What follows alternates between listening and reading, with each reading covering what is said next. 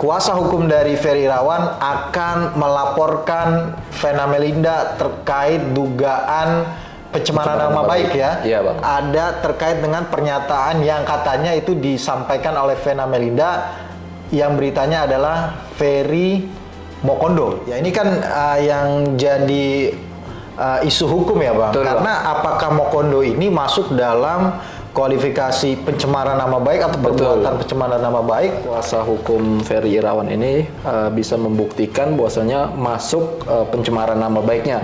Nah, nanti bagaimana bukti-buktinya, terus dari sisi mananya terkena pidananya.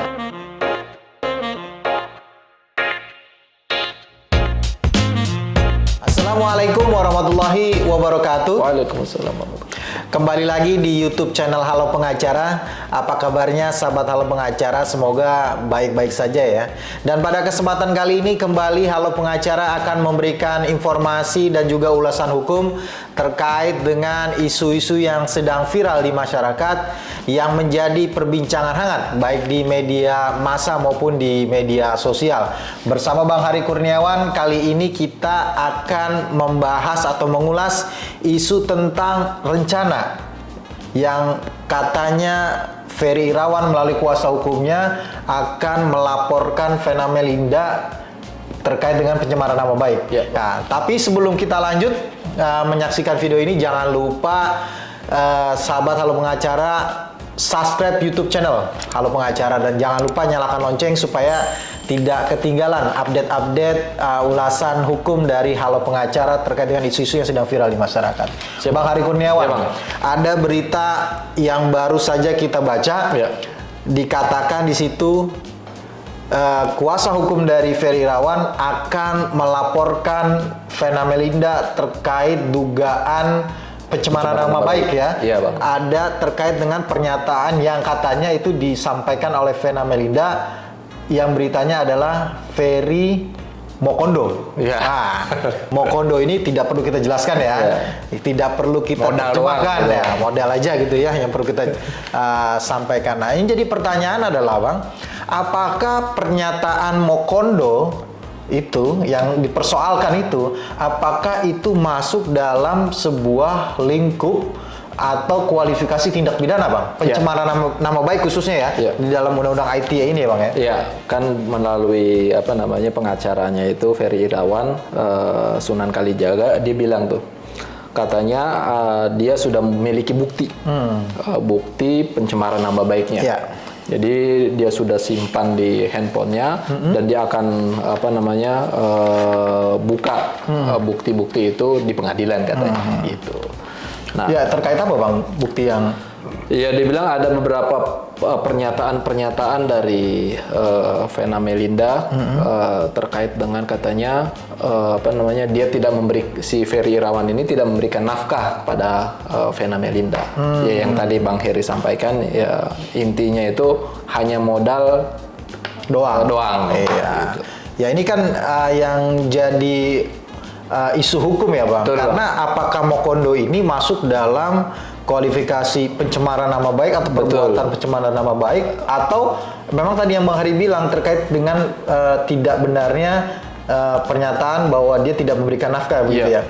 Karena kalau kita merujuk pada misalkan pada pasal 27 ya, ayat 3 dari Undang-Undang ITE yang sudah ada putusan Mahkamah Konstitusinya terkait dengan hal itu, ya nomor 50 ya tahun 2008, putusan Mahkamah Konstitusi terkait dengan pasal 27 ayat 3 disebutkan bahwa jika muatan atau konten yang ditransmisikan, didistribusikan, dan atau dibuat dapat diaksesnya tersebut adalah berupa penghinaan yang kategorinya cacian, ejekan, dan atau kata-kata tidak pantas, itu bukan merupakan kualifikasi dari tindak pidana pasal 27 ayat 3. Betul, melainkan itu adalah penghinaan ringan yang diatur di dalam pasal 315 KUHP ya Bang. Betul. Ini kan merujuknya di sini berdasarkan keputusan bersama nih Bang. Keputusan bersama Menteri Komunikasi dan Informatika Republik Indonesia, Jaksa Agung, dan juga Kepala Kepolisian tahun 2021 tentang pedoman implementasi atas pasal tertentu dalam Undang-Undang nomor 11 tahun 2008 tentang ITE ITE dan seterusnya begitu Bang. Ya, tinggal nanti mungkin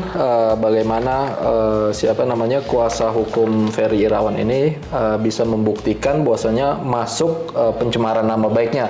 Nah, nanti bagaimana apa namanya bukti-buktinya, terus dari sisi mananya terkena pidananya yang termasuk ke yang dianggap sebagai apa namanya masuk kualifikasi undang-undang ITE itu nanti kita lihat perkembangan berikutnya. Iya, karena kalau merujuk pada pedoman ini ya, di keputusan bersama ini, maka di sini disebutkan bahwa pasal 27 ayat 3 Undang-Undang ITE itu harus merujuk pada pasal 310 dan juga pasal 311 ya, KUHP ya. Ya, kalau berdasarkan ini kan sebetulnya tidak masuk kualifikasi. Iya, karena di sini 310 kan merupakan, di sini jelaskan pasal 310 KUHP merupakan delik menyerang kehormatan seseorang dengan menuduhkan sesuatu hal agar diketahui umum. Ya kan, sedangkan pasal 310-11 itu berkaitan dengan perbuatan menuduh seseorang yang tuduhannya diketahui tidak benar oleh pelaku gitu ya. Artinya memang harus bisa dibuktikan kan? Tinggal dibuktikan saja. Tinggal dibuktikan bahwa memang apa yang dituduhkan, misalkan tadi Mokondo atau tadi tidak memberikan nafkah, itu dibuktikan ya bahwa itu tidak benar begitu ya. Nah, kalau memang terbukti itu tidak benar ya berarti itu bisa masuk dong. Bisa masuk dalam kategori pencemaran nama baik sebagaimana diatur dalam pasal 27 ayat 3 itu ya Bang ya. Baik Bang Hari, terima kasih atas waktunya juga, ulasannya juga menemani saya mengulas isu tentang adanya rencana laporan ya. Laporan dari kuasa hukum Ferry Irawan yang akan melaporkan Vena Melinda terkait dengan dugaan pencemaran nama baik karena tadi ada kata-kata Mokondo begitu ya. Modal doang ya Bang.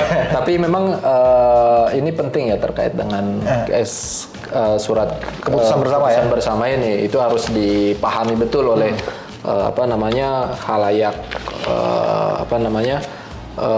masyarakat Indonesia lah ya, khususnya kemudian bagi penegak hukum juga harus paham. Kalaupun memang mau dilaporkan ya somasi dulu Bang, karena persyaratannya kan kepolisian pasti minta sudah disomasi belum pihak Vena-nya terkait dengan Mokondo itu ya. Betul Bang. Karena sampai saat ini kita belum lihat nih ada somasi atau tidak. Ya Bang, makasih ya Bang. Bang. Terima kasih sahabat Halo Pengacara yang telah menyaksikan video ini sampai dengan selesai. Jangan lupa terus dukung Halo Pengacara dengan memberikan likes, komen, dan share video-video dari Halo Pengacara. Dan jangan lupa subscribe YouTube channel Halo Pengacara serta nyalakan lonceng, tekan loncengnya supaya tidak ketinggalan update-update terkait dengan ulasan hukum Halo Pengacara terhadap isu-isu yang sedang viral di masyarakat. Sekali lagi terima kasih. Salam Halo Pengacara. Assalamualaikum warahmatullahi wabarakatuh. Waalaikumsalam warahmatullahi wabarakatuh.